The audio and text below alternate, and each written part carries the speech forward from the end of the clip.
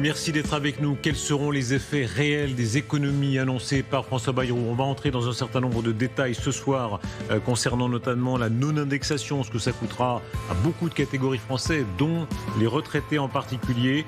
On découvrira aussi le sondage exclusif IFOP pour LCI. François Bayrou et son plan. Thierry Breton, vous avez l'expérience de ministre de l'économie, des finances, de l'industrie, du commissaire européen au marché intérieur. La méthode Bayrou, d'abord, la manière dont il a caché son jeu, plutôt habilement, peu s'attendait au profil qu'on a découvert hier au soir.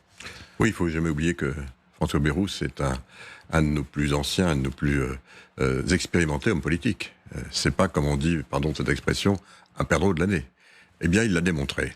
Il a démontré parce qu'il avait un rendez-vous. Il avait un rendez-vous avec la nation, il avait un rendez-vous aussi avec ses oppositions, elles sont nombreuses. Il avait un rendez-vous aussi avec le Parlement. Et oui, il a caché son jeu, et au fond, il a eu un message. Et son message, ça a été, voilà, maintenant, on est au pied du mur, et on ne peut plus rien faire.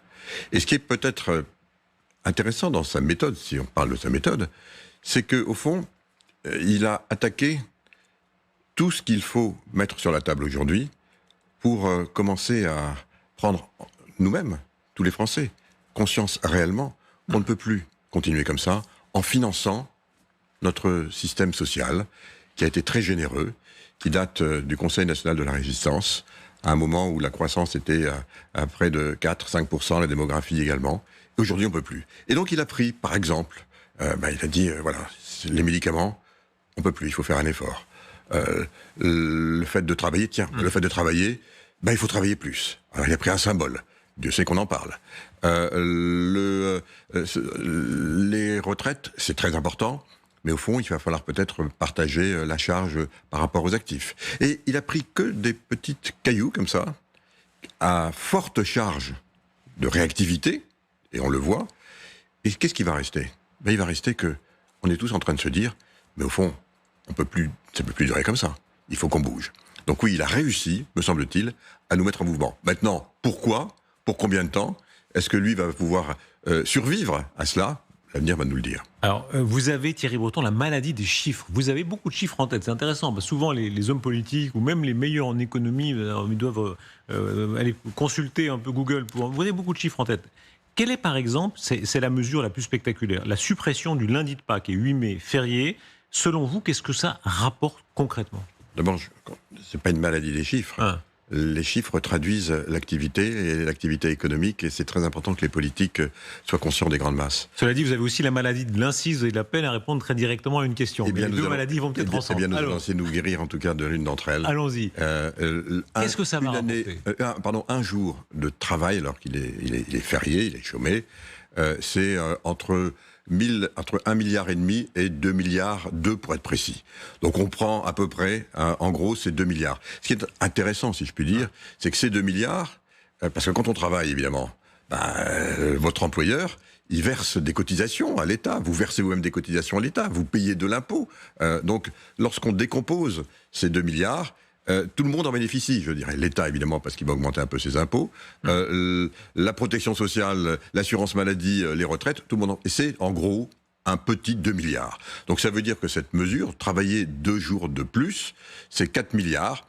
Mais vous voyez, encore une fois, ça prouve qu'effectivement, quand on travaille, et c'est notre modèle à nous, eh bien, on a sur son sac à dos, on a sur ses épaules, une très grosse partie du financement de la collectivité. Est-ce que c'est une manière infime de dire, au fond, il faut revenir petit à petit sur la diminution du temps de travail ? Ça a été une vache sacrée depuis les 35 heures. Il faut rappeler, ça a été une des grandes réformes historiques. C'est très intéressant ce que vous dites, parce que je discute avec beaucoup les uns et les autres, évidemment. Alors, il y en a beaucoup qui sont choqués, certains qui disent quoi qu'est-ce, le 8 mai, c'est très intéressant parce que beaucoup à gauche et même à l'extrême gauche découvrent le 8 mai, donc c'est bien, ce que ça signifie, en oubliant que c'était le général de Gaulle qui avait supprimé précisément ce jour férié. D'autres, évidemment, sont très attachés, on peut les comprendre, au lundi de Pâques. Enfin, chacun s'exprime et dit, bon, mais non, mais si on fait ça, ok, on comprend, il faut donc travailler plus. Parce que, donc on comprend. En fait, en France, on ne travaille pas assez par rapport à nos voisins.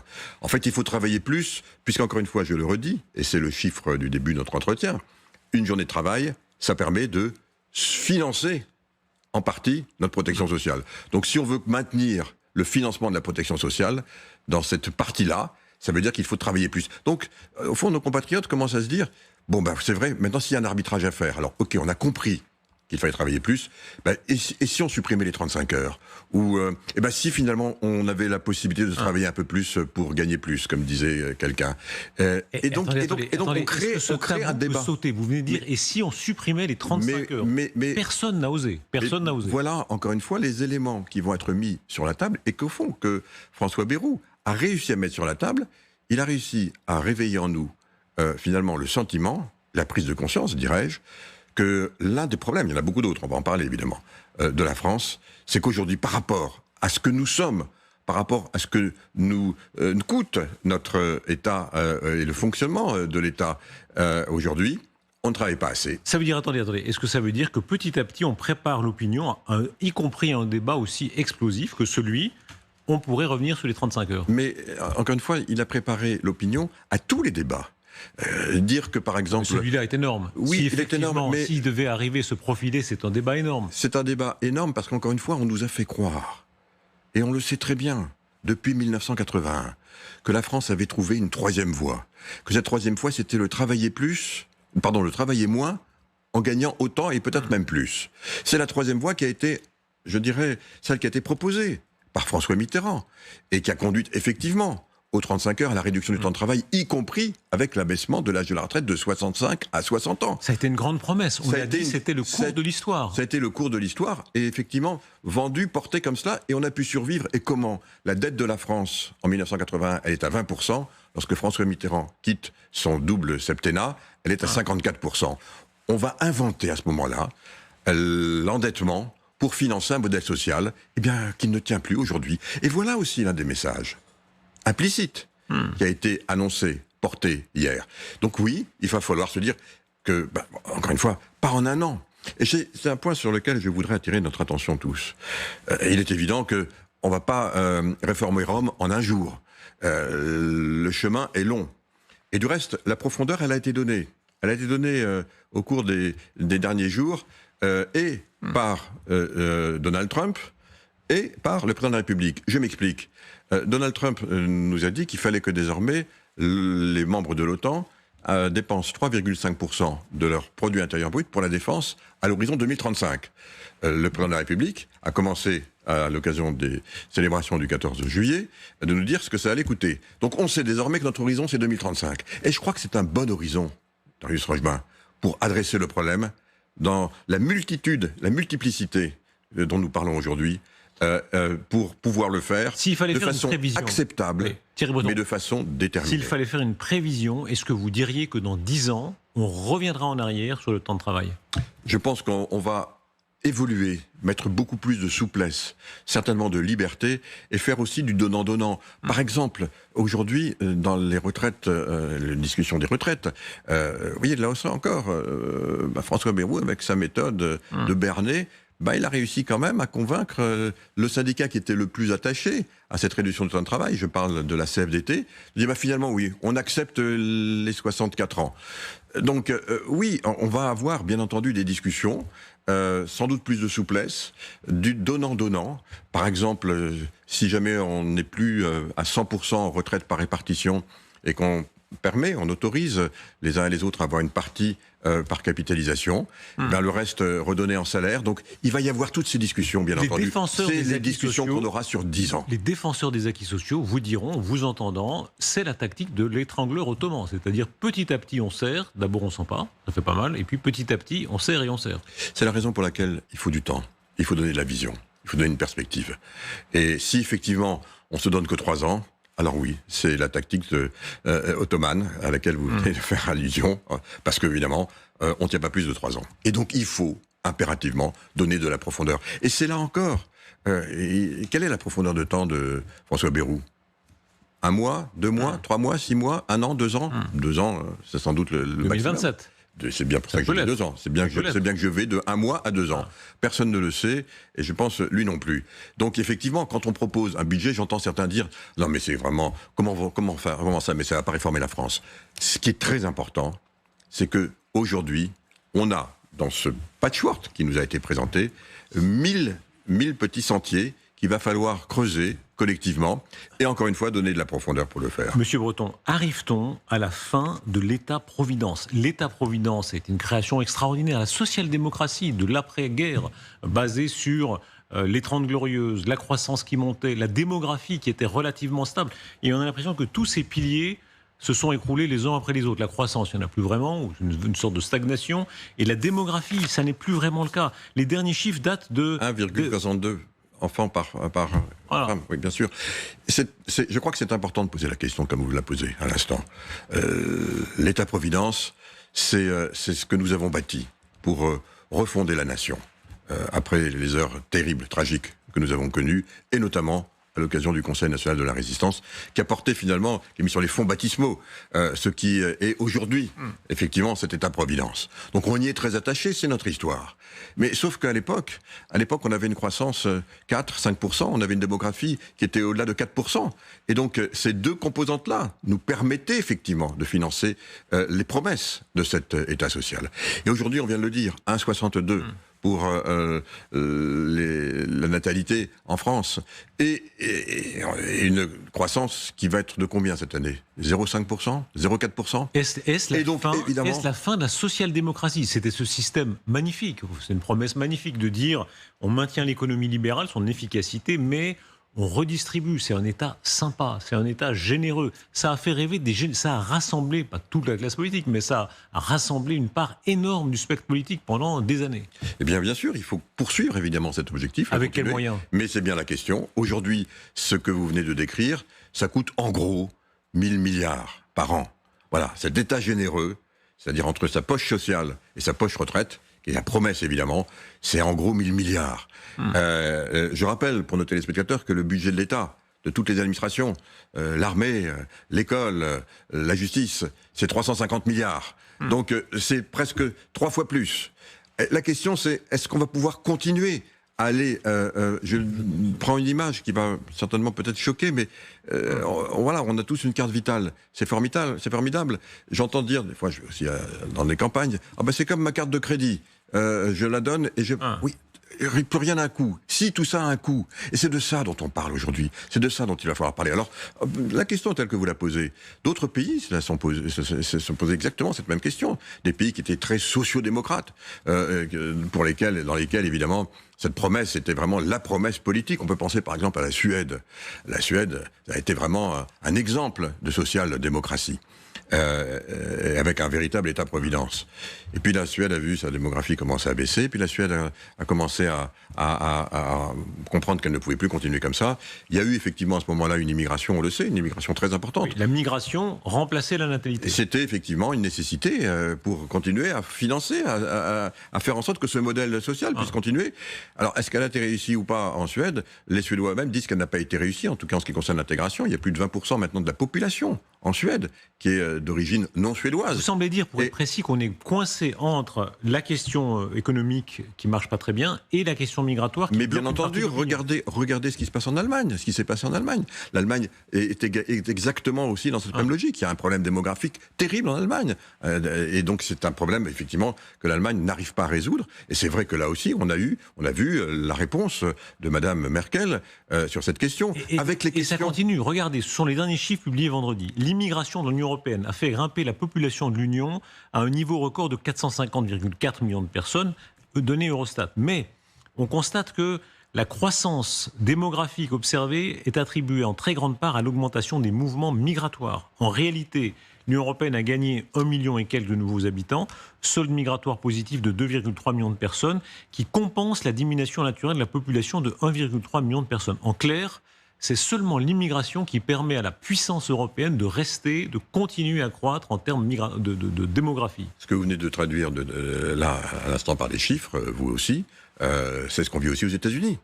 Les États-Unis, évidemment, c'est un continent qui vit de l'immigration. On sait qu'elle se fermer. Et on sait qu'aujourd'hui, il y a un impact qui est maintenant annoncé, chiffré, estimé, fort, sur le fait qu'évidemment, il y a un impact sur la croissance. Et on va voir la croissance diminuer aux États-Unis, en particulier parce que il n'y a plus d'immigration et une augmentation, en même temps, évidemment, de l'inflation. Est-ce que cette machine-là est en train de se gripper, puisque, à tort ou à raison, un certain nombre d'opinions publiques, on le voit en Europe, même des pays, disons, de gauche, entre guillemets, les Danois, les sociaux-démocrates suédois qui ont beaucoup évolué, ne veulent plus de cette solution-là. Mais on voit bien, et c'est très intéressant qu'on en parle aujourd'hui, et qu'on en parle encore une fois à l'occasion de la présentation de ce budget, on voit bien que tout se tient.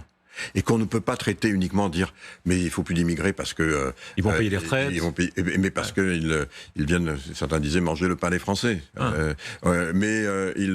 Il faut pas travailler plus parce que c'est un acquis social sur lequel on ne reviendra pas. On voit bien, Darius Rochebin, que tout se tient. Et donc encore une fois, je pense qu'une façon intelligente et positive pour notre pays d'utiliser ce temps d'incertitude absolue dans lequel on est. Personne ne sait si on aura encore un gouvernement à la rentrée. Personne ne sait si la motion de censure va passer. On ne sait pas sur quoi non plus. Ça sent. Mais ce qui est très important... Tout ça n'est pas très enthousiasmant. Tout ça, disons les choses, ça sent le repli. On a vécu dans l'illusion un peu de croissance infinie où on se disait il y aura toujours plus de croissance, toujours plus de biens qui circuleront. La grande promesse européenne, vous qui êtes un grand Européen, on disait c'est merveilleux, on va abattre toutes les frontières, toujours plus de commerce, de circulation, on n'a plus à montrer son passeport quand on passe d'un pays à l'autre. Génial, c'est l'Europe de demain, et on voit que c'est le contraire qui est en train de se produire. Non, je ne dirais pas ça, parce qu'encore une fois... Regardez, les pays qui sont en train de rétablir les contrôles aux frontières, même les Allemands. Bien sûr, c'est la raison pour, encore une fois, nous avons un pacte, et notamment un pacte migratoire qui se travaille ensemble. Je ne dirais pas ça, parce que précisément, c'est en abordant les problèmes comme on les aborde, qu'on les traite ensemble, et on sait qu'on ne pourra les traiter qu'au niveau européen, qu'au niveau continental. Mais ce qui est très important, me semble-t-il, c'est que dans cette dynamique, pour vous dire que moi je suis positif, parce qu'encore une fois, on sait ce qu'il y a à faire. Et on sait qu'aujourd'hui... positif, non, non, je ne sais pas nourrir la farine. Vous venez de nous dire, il faudra sans doute travailler plus, il faudra produire plus. C'est peut-être positif. Enfin, je ne suis pas sûr que ça sonne si positivement à l'oreille de beaucoup de gens. Et gagner moins. Non, je n'ai jamais dit gagner moins. Ça, c'est vous qui venez de le rajouter. Les retraites, quand même, pour l'instant, c'est bien ce qui va se passer. Non, mais c'est pas gagner moins. D'abord, la retraite, c'est être moins pensionné, c'est pas gagner moins. Oui, mais encore une fois, mais tout le monde peut travailler, y compris quand on est en retraite. Il faut absolument retrouver le goût du travail, les nécessités du travail. Vous disiez à juste titre que donc dans ces deux poches que j'ai parlé tout à l'heure, évidemment, il va falloir commencer à redistribuer, à travailler. Il faut se donner 10 ans. Il faut se donner 10 ans pour le faire. Bien sûr, oui. C'est quand même une logique de rétraction. Vous pouvez appeler ça comme vous voulez. Ça vous fait plaisir, vous êtes optimiste, mais c'est une logique de rétraction. On ne peut pas dire que c'est enthousiasmant. Je vous découvre vraiment un défenseur de la social-démocratie, très bien, et de l'État-providence, mais pourquoi pas, je respecte toutes les opinions, y compris celle-ci. L'État-providence, tel qu'il a été conçu, aujourd'hui, Darius Rochebin, le constat, c'est qu'il ne fonctionne plus. Donc oui, il faut se mettre autour de la table. On a quand même, c'est un montant considérable, 1000 milliards. C'est un montant considérable. Eh bien, il faut faire pareil, mais autrement. Et vous avez raison, c'est pas en un claquement de doigts qu'on va le faire, mais c'est un projet de 10 ans. Jusqu'où est-ce que ça ira ? Il y a un exemple qui paraît extrême, mais on voit à quel point il travaille dans certaines consciences. C'est ce que fait l'Argentine, avec des résultats financiers en tout cas, qui sont plutôt intéressants. Regardez Milei, c'est la scène célèbre où il faisait campagne, et là, il n'en est plus à faire campagne. Il a des résultats économiques maintenant, où il arrachait tous les ministères qu'il jugeait inutiles. Vous parlez espagnol ? Non. Pas moi. Enfin, il dit afuera, je crois que ça veut dire on enlève tout ça. Regardez la scène. Ministère du Tourisme et des Sports, dehors. Ministère de la Culture, dehors. Ministère de l'Environnement et du Développement durable, dehors. Ministère des Travaux publics, dehors, même si vous restez. Oui. Voilà, cette scène-là, elle est devenue tout à fait emblématique, effectivement, parce que aussi, il a certains résultats. Alors, c'est loin d'être le paradis, l'Argentine, mais il a des résultats. Pardon, mais on a tous vu cette scène, mais comparer la situation de l'Argentine à la France, non, je ne le ferai pas. Non, je ne le ferai pas. Et du reste, je ne suis pas de ceux qui disent qu'il faut travailler à la tronçonneuse pour précisément couper dehors, comme il dit dehors. Non. C'est pas comme ça que ça marche chez nous en France, et ça marchera pas comme ça. Donc, l'objectif était peut-être louable, la méthode est critiquable. Il y en avait un autre qui avait un objectif identique, qui s'appelle Elon Musk. On voit où ça l'a mené. Donc non, on apprend aussi, Darius Rochebin, de ce qu'il faut faire et de ce qu'il ne faut pas faire. Je suis convaincu que ce n'est pas la méthode. En revanche, ce qui est important, c'est que nous avons aujourd'hui, on a calculé tout cela. Vous voyez, vous parliez tout à l'heure avec la ministre concernée de la réduction des fonctionnaires. En fait, quand on dit qu'on va plus remplacer un fonctionnaire sur 3 à partir de 2027, c'est ce qu'il propose le Premier ministre. Eh bien, ça veut dire en économie par an, en gros, j'ai fait les calculs, 1 milliard. Donc ça veut dire que si je me projette à 10 ans, ça fait effectivement 10 milliards de moins. Je vous dis ça pour dire que c'est à la fois... C'est pas nul. C'est pas nul, mais c'est pas énorme.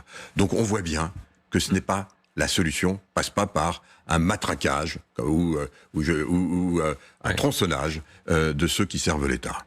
Ça ne veut pas dire qu'il ne faut pas le faire, mais ça veut dire que tout ne repose pas là-dessus, bien évidemment. Votre regard, Thierry Breton, sur les événements à l'étranger aussi, c'est le mouvement assez étonnant de position de Donald Trump contre Vladimir Poutine. Quand il dit « je suis mécontent de lui, je suis déçu de lui », quand il va jusqu'à laisser dire un certain nombre de ses soutiens, vers Lindsey Graham, il fait une comparaison avec ce qui s'est passé en Iran. On n'en est pas là, mais enfin, imaginez que Trump soit aussi dur avec les Russes et avec Poutine. Est-ce que c'est possible ? Vous savez, avec Donald Trump, on est toujours étonné. Mais donner aujourd'hui, c'est 50 jours. Puisqu'au fond, il vient de donner, c'est ça, hein, ce que vous nous dites, il vient de donner 50 jours à Vladimir Poutine. Ultimatum, théorique. Ultimatum, mais on sait que ces 50 jours, c'est les jours d'été, et c'est les jours où précisément Vladimir Poutine peut lancer ses divisions blindées plus que pendant l'hiver. Mais Donald Trump, il nous dit aussi, à juste titre, que cette guerre est une guerre terrible. Il ne la supporte pas. Elle est terrible parce que tous les jours, ce sont les chiffres du gouvernement ukrainien. Il y a près de 1100 soldats russes qui meurent ou qui sont blessés et qui sortent du combat. 1100 par jour. Ça veut donc dire qu'en 50 jours, ça en fait 50 000 de plus. Et les Ukrainiens, c'est à peu près un tiers de plus. Ça veut donc dire qu'en 50 jours, ça ne le gêne pas d'avoir effectivement, compte tenu du comportement de Vladimir Poutine, entre 50 et 70 000 personnes qui vont soit mourir, soit être invalidées. Thierry Breton, la bascule... Et donc on voit bien, si vous le permettez, on voit bien que derrière, il y a toujours cette espèce d'ambiguïté avec Donald Trump. Donc je crois qu'il faut être prudent et que nous, Européens, eh bien il faut utiliser ce qu'il vient de dire à juste titre. On va pouvoir continuer à acheter des armes, y compris des armes américaines, pour les fournir. C'est quand même un jeu de bascule extraordinaire. C'est-à-dire, il dit, je vais donner, c'est pas donner, hein. Non, il va vendre, plus exactement, il dit aux Européens, achetez-moi des armes, et vous les donnerez, vous, aux Ukrainiens. Donc les États-Unis vont y gagner. Mais ça a toujours été ce qu'il a voulu faire. Et c'est aussi la raison pour laquelle il voulait effectivement que nous augmentions nos dépenses de défense au sein de l'OTAN. À charge pour nous, Darius Rojban, puisqu'on le sait, d'augmenter encore plus vite notre capacité de production, de défense. Mais ça c'est en théorie. Pour l'instant, même les Danois. C'est pas de la théorie, je l'ai fait sur les obus. Qu'est-ce que vous me racontez, c'est de la théorie. Les Danois, qu'il est en train de piétiner, il les piétine dans l'affaire du Groenland, il les humilie, il n'y a plus bactère. Ils disent très bien, monsieur Trump, on va vous acheter du matériel, tant mieux pour les Ukrainiens, ils vont les donner aux Ukrainiens. Oui, mais qu'est-ce qu'ils vont acheter ? Ils veulent acheter des missiles patriotes. On sait qu'aujourd'hui, c'est cher et c'est pas nous qui les fabriquons. Mais donc, à charge pour nous d'augmenter nos missiles, ils sont même meilleurs que les patriotes, mais aujourd'hui on les a pas disponibles sur l'étagère. Est-ce que vous êtes forcé de reconnaître que, bien joué Trump, bien joué. J'en sais rien. Il réussit à vendre ses patriotes et en même temps à avoir l'air d'avoir grand cœur. Personne n'en sait rien. Personne n'en sait rien. 1 milliard le système patriote, personne n'en sait rien, parce que la politique, c'est pas uniquement du marchandage et des affaires. Thierry Breton, merci beaucoup.